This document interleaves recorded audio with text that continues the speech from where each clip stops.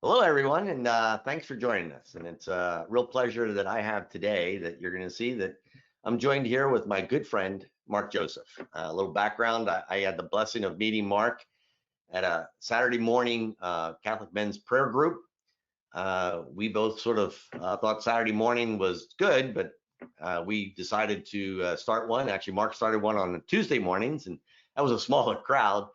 But I had the blessing of being one of a few guys that would meet on Tuesday mornings with Mark and we a prayer group, and we would study various biblical frameworks. We also went through a couple other books and studied them together. And I was always moved and inspired by Mark's journey, I'll say. And I had the blessing of seeing some of the journey almost in real time. Mark now is the executive director of Christian outreach at Franciscan University in Steubenville. Mark also has a website called Mark Joseph Ministries, and he's the author of this book here, Overwhelming Pursuit. And I had the pleasure of him providing me a copy, and I loved reading it. And as I was sharing with a mutual friend of ours, Jeff, today, I said, the neat thing was it was like sitting down at the table because a lot of this I had gotten the blessing of hearing Mark share in person, and so it was fun to see all those conversations neatly structured into a book and getting it in one dose. And and when you go on Mark's website, you'll see that his first line is peace, joy, and fulfillment. And and as I'm all about enabling joy. And when you read enabling joy, you'll quickly see that the way to do that was unveiled to me or open to me, thankfully, with the work of the Spirit in understanding anew a few key biblical phrases in my faith. What I'd like to do is have Mark share his journey because I think he can give us a really neat perspective on on the meanings of peace, joy, and fulfillment. And so I welcome Mark. Thanks for being here with me, Mark. As you may know, this is being done during our COVID-19 quarantine. Otherwise, I would have happily driven to Pittsburgh, where Mark is, and we've been doing this face to face. So so Mark, could you sort of share with us when when you were, the go-getter, business owner, pursuing, what I think you call the four P's. Uh, I bet you back then, if someone said, "Are you happy about working?" You're like, "Oh yeah, I'm sick." You'd list reasons why you might have called that joy. And now, as you reflect back, so I think it'd be neat if you could share the difference between what you might call the mislabeled joy back then and the joy as you understand it now in context of peace, joy, and fulfillment. Yeah, well, thank you for the opportunity. I very much appreciate it. I think that the big difference is what many of us, from a secular standpoint, would refer to as success, and then what many of us, you and I included, would now refer to as significance. And Mm-hmm. I used to define that success in what you just referred to as the four P's. I define them as prominence, possessions, pleasure, and people. And I really refer to using people as opposed to authentic relationship in that context. But back then it was all about the chase. And I have a phrase that I like to use. The difference between the men and the boys is the size of their toys.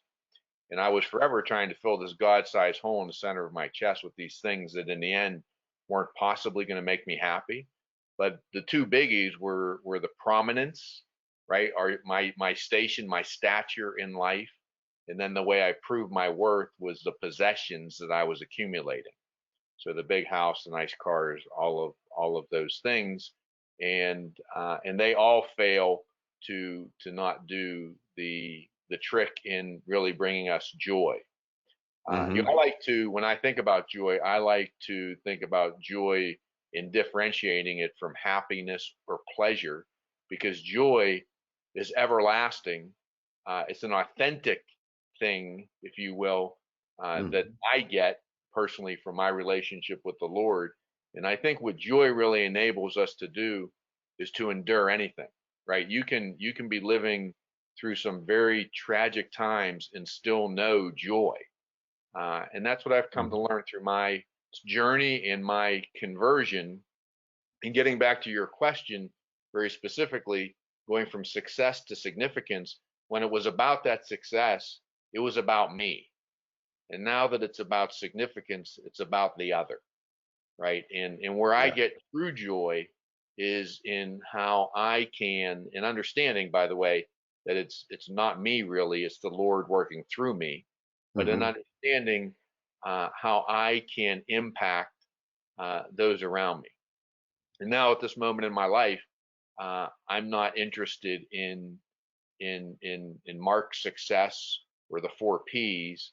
I'm interested in how I can impact others and how I can leave my mark on the world and it being a better place. I love you said a couple things there that all of it I resonate with, but for folks who have maybe read some of my stuff in the past, you talked about you can have joy through times of tribulation. It's not the same as happiness. And when I was still wrapping my head around this whole phrase enabling joy in work and differentiating it, the joy associated with our fulfillment as opposed to joy that is sometimes confused as a synonym for happiness. One of the great enlightenments for me was by Mother Teresa. She says joy is strength, and what I heard in your statement there was that joy is something inside. And what I love about Mother Teresa's statement, joy is strength, is that just like physical strength, you need to be strong to lift a barbell, but the more you lift the barbell, the stronger you get. So joy goes in and joy comes out all at the same time.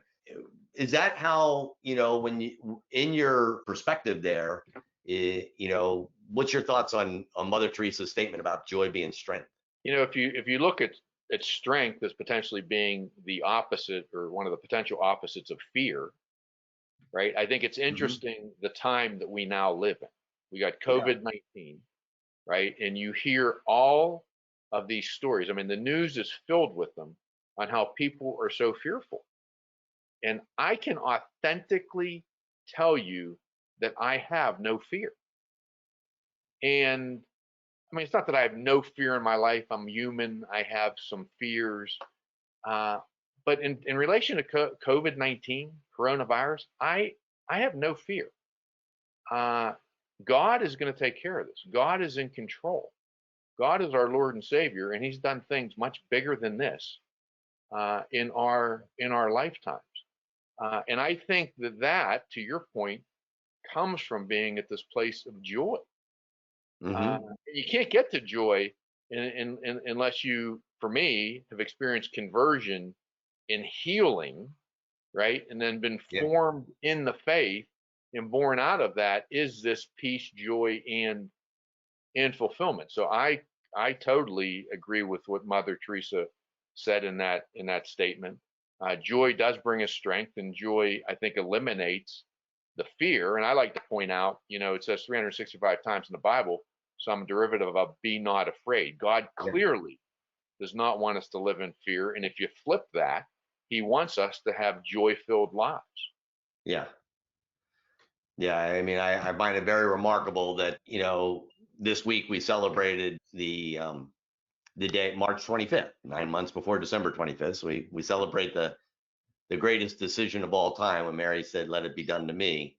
But when Right. the angel shows up, says, I bring news of great joy, and tells Mary not to be afraid. And so I think it's kind of neat that the joy is already there. What advice would you give? You talked about unless you have come through this transformation of heart. I think a lot of us, and I know that I personally was challenged. When I'm in the prayer group with you on Tuesday mornings, and you're sharing your journey, and I sort of felt like I was hanging on by the coattails sometime, and I was struggling because I also felt a calling to be a really good as a father and head of the family as a provider. I strongly relate to the roles of being the provider and the protector of my family. And so I was like, okay, yeah, I agree, but is that somehow defaulting on my my role as provider to say, okay, I'm not going to let this secular definition of success define me. And I could see very well that significance, that is what I actually, as provider and protector, that was all of that was more, that was measured in significance, not in success. But I still struggle with translating that to like, okay, well, how do I behave? And that's a terrible verb, I guess, but how do I behave? How do I control my attitude at work when somebody's getting a promotion and I'm not like, hey, how come that's not me? And now I'm not going to make as much money. How do I? What advice do you have for folks to sort of wrestle with that thinking that we've been so ingrained with? I mean, I could talk for 3 hours on this. I mean, this. I mean, it's just a passion of mine. Money is not a bad thing. Success is not a bad thing. I believe that what we need to be doing when we pursue all of these things is just asking ourselves why. Why? And if the answer to that why is it's all about me, right? Then it's a bad answer, because it all being about me is never going to bring peace, joy, and fulfillment, right? But if the why is the glory of God, is the why, if the why is to use these God-given gifts to the fullest extent possible, which we're called to do, right? Then that is a merit-based why. I mean, that's something that we want to be pursuing. There are plenty of people who have prominent positions, and we're seeing it now during COVID-19, right? I mean, the generosity that is pouring out of people in this country is just fascinating and gratifying to see. So, prominence isn't a bad thing unless you're desirous of it for the wrong reasons, and money isn't a bad thing, right? Unless you're using it for the wrong reasons. So I strongly believe that we have to be using our God-given gifts to do all of these things. And central to my message, as you've seen in the book, is that we can't come to that place unless we truly understand and internalize the love of God our Father. Right? We can't truly come to that place unless we understand that if we're the only person on this earth, that Jesus Christ would have still died that same torturous death on the cross for each one of us individually. He loves us that much. A visual I heard not long ago is that while Jesus hung on the cross, that every single face in the entire history of humanity flashed in front of his, and he made eye-to-eye contact with each and every one of us. Wow. Right? And if we all knew how much we were truly loved, right? And that God conceived of us thousands and thousands of years ago and made us in his image and likeness according to his grand plan. And if you think about what that means, as part individually, but also as part of all of humanity. So when you talk about that time you and I spent together in small group, that was critical to our individual journeys. It's also critical to humanity and what God has laid out for our destinies, right? Individually and as part of humanity. So each one of these things very much count. And we can't get to that place until we understand how wanted we are by him. There's the distinction between being worthy and being wanted, right? And all of us at our core desire this to be wanted, right? And we are wanted and we are loved, right? And what I like talking about, what I like thinking about, is in understanding and internalizing that love so deeply, right? Knowing that no matter what we do, no matter how much we fail, succeed, whatever, he is always there in support of us, right? Then further, and COVID-19 is a phenomenal example of this, understanding that we have zero control of anything in our lives. And we can pretend we have control, right? We can pretend we have control. We can make the best laid plans and all that. We have very little control in our lives, right? So why not, given that and understanding his love, surrender it to him, right? Understanding that it's not us, but him working through us to do these things, surrendering it to him, taking all the pressure off, right? And letting God do what he will do with these things. right? And then the second piece of that, I talk about the path to peace being surrender, gratitude, humility, and love.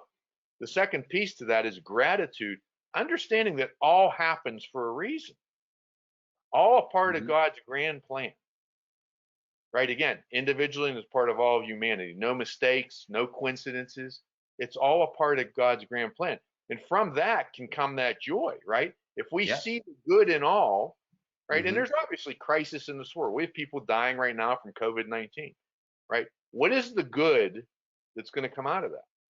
You know, when 9/11 occurred, I remember stories about confession lines. You know, you and I are both Catholic. The lines for the confessional wrapping around the block in New York City, Yeah.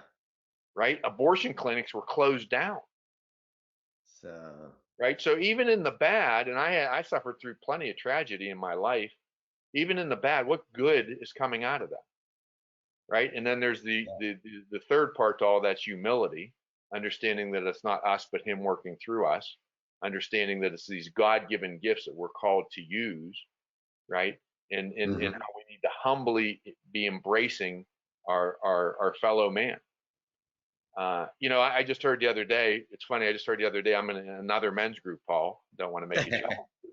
I'm in another men's group right now, and one of the guys said that what the Lord's put on his heart lately was in every engagement understanding that that other person is a child of God, right? How would that change your worldview, right? How would that change humanity if we all went into every conversation just internalizing that that other person is a child of God, right? And then all this leads us to love, right? And to Mhm. me, you kind of need those first three lined up. I kind of think there's a sequence to them, although maybe the sequence isn't so magic. Uh, but all of it leads to love, which is our greatest call. You know, in the Great Commandments, one of the most impactful things Jesus said to us while He was here on this earth is love Yeah. God our Father with our whole heart, whole mind, whole soul, and whole strength, and love our neighbor as ourselves. It's all about that love. So Yeah.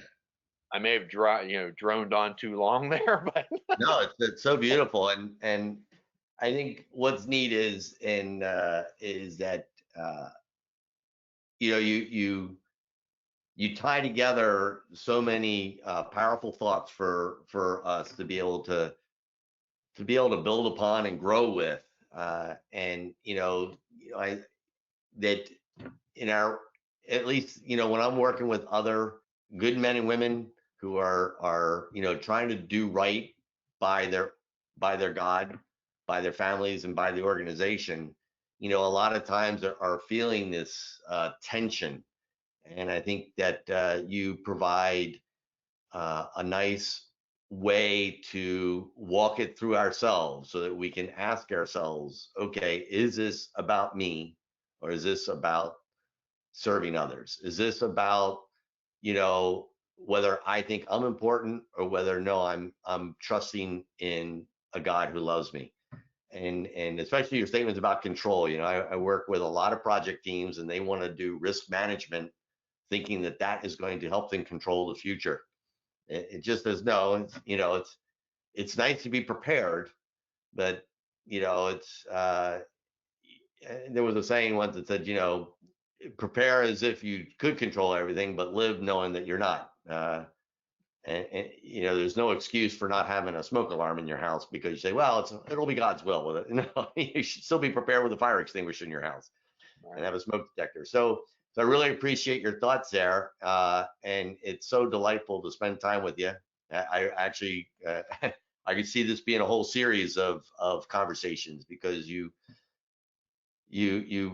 bring very strong and simple and straightforward language for those of us who want to center our lives more on loving God, and being more about significance and success, knowing that we're always sort of wrestling. I'd love to say that I'm always on the path of significance, but as you said, as Catholics, we do believe that we can receive graces by through the sacrament, and therefore confess. And I know that's one of the frequent things that is on my mind, is that there were times when I put success above significance, and forgot that. Before I want to end by just again showing people you can get the book is not going to, I call it a plane ride. As a matter of fact, this isn't even a coast to coast plane ride, but it's going to make you stop and think. And Mark, in his book, he says, do not be afraid. He says, I'm like the other people. And one of the powerful parts is he has the things we fear in here. And he does a beautiful job of helping us face our fears and realizing, okay, a lot of these is how I'm viewing. And it's probably because I'm worried about my pride or my prominence or what people think of me or how I can use them. And so I definitely want to suggest that, while we're sequestered, if you're looking for something to really help you come out of all this with a new insight, I know that even though for me it was a reminder of the conversations of Mark, I definitely treasured going through it again and reminding myself. It's been great. Again, Mark's website is Mark Joseph Ministries, all one word. I always forget, is it .com or .org, Mark? .com. .com, sorry. And it's on my thing. I don't have to put it in anymore. So I subscribe to a lot of blogs. But truth be told, and I'm not just saying this because Mark's on the line, he's one of the ones I listen to more often than not. They are nice, short reminders of how to live a journey that is about, to quote his book, it's about stop chasing your life. And for those of us that sometimes are overwhelmed by the mistakes of the secular world, what it's telling us, Mark's a refreshing way to realign where we really should be going. So thank you very much, Mark. And you want to share at all about what you do with the Christian outreach at all? Just to let people know about that. Yeah, actually, we have a new president at Franciscan University of Steubenville, Father Dave Pavanka. He was elected in May and inaugurated in October, the feast day of St. Francis of Assisi, October 4th last year. And that week, he actually appointed me vice president of outreach and evangelization at the university. So the Christian Outreach Office, the conference office, is one of 5 groups that now report to me. And my team is really responsible for outreach and evangelization outside of what takes place on campus. So really worldwide, we have some things going on outside the U.S., including Canada, including Eastern Europe. But obviously the focus is predominantly in the United States. And with Father Dave's new leadership and vision, we strongly feel the call. My vision aligns with his, which is a good thing. We strongly feel the call to much more dramatically impact the church in the world. So we're actually wanting to take and have started this process, wanting to take what we've done for so long on the campus of Franciscan University of Steubenville out into parishes within dioceses, always leading with the love of Christ, which has been our model for the last 45 years since Father Michael Scanlon kicked this stuff off, and help people grow in faith. And hopefully, as St. Francis of Assisi heard from our Lord, go rebuild my church. So I love what I do. I'm 57 years old. I don't even know what retirement might look like. So I'm going to be there for as long as they'll keep me, and look forward to the journey that the Lord has me on, and what He's doing in all of our lives. So, and I just want to thank you, Paul, for your friendship, for your yes, and for all that you're doing. And I would love to have these conversations in the future. All righty. Okay. Well, thanks a million. And everyone, please be safe out there. Keep washing your hands. And as Mark and I firmly believe, we're going to come through here. The joy is still in our hearts. We're going to come through this and have, I think, a new illumination on what God is asking all of us to do. So, all righty. Take care. God bless.